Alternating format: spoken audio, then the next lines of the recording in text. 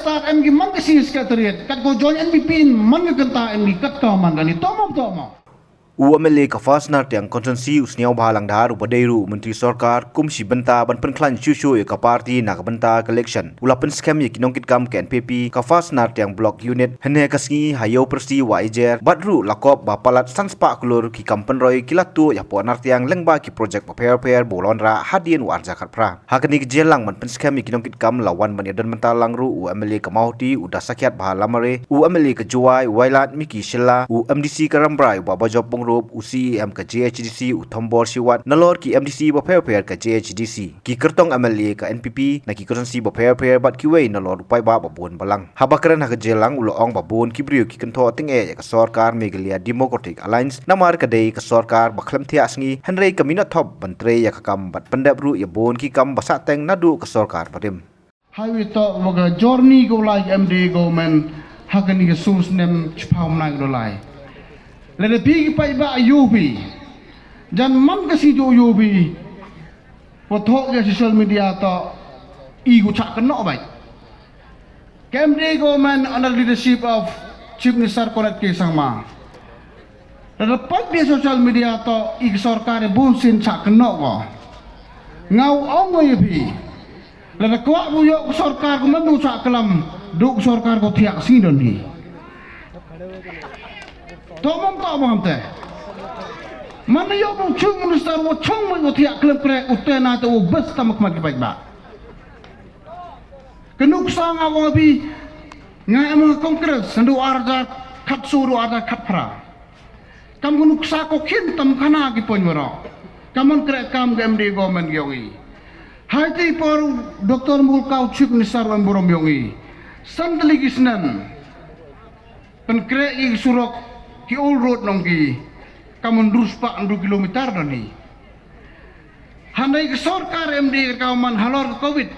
ars nem yomi penkrai kam khat praspa pra pau kilometer hapau ni sosnan hai por ke kongres krai kan ruspa kilometer tam nadu aja kaso do aja pra ke sarkar ni halor ki chemi ki jaj dede bu kre hadu ni le hajar ars pa kilometer ke new road construction ila dan ikre kata to chongsi mut wakre the government expenditure kujongi how arjar khatsu hadu arjar khatpra the government expenditure kijing pelut persep yang ke sarkar kijimut hagi development hagi kre iki hagi liang waro sansem du arjar khatsu du arjar khatpra kai the government expenditure ko prajar nya spaklur kadu ke sarkar yang ian kat kini tinggal perlu dihadap kat 1,000 kelur hawang pelut mut babun ke development work ya ukurek kejingku ekonomik kejingwan ke development dan doa ke suruk cakapi ke road sektor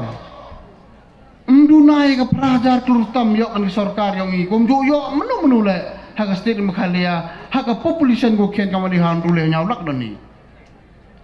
dapat dikacau pai kani ke JGM